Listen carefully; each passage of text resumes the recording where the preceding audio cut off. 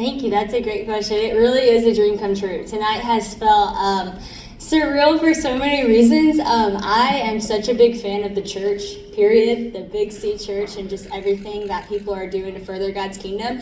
And so to be in a room with people who work every single day to do that through the giftings that they have, first of all, is incredibly encouraging in and of itself.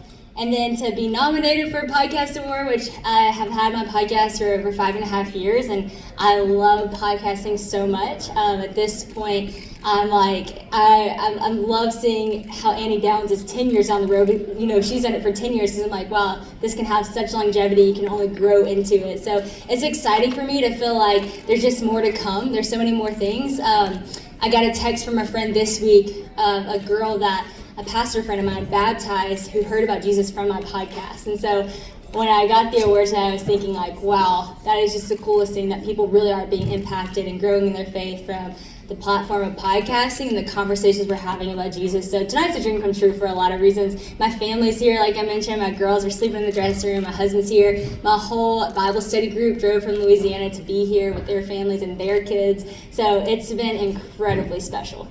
Oh, yes! This is such a good question because for 5.5 years, I have wanted to have Priscilla Shire on my podcast, and I finally have my interview scheduled. So I'm extremely excited about that and got to see the trailer for her new movie. That's what she's coming on the podcast to talk about, and I am geeking out. So yes, on this show, that's so good.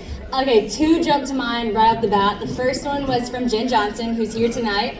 And she said, you know, all my life people were like, how do you find balance? How do you balance it all? And she said, I did not find balance. I just learned how to juggle. And she said, you got to get really good at learning how to juggle, but also with that, know when it's time to put a ball down, you know, to get back in rhythm.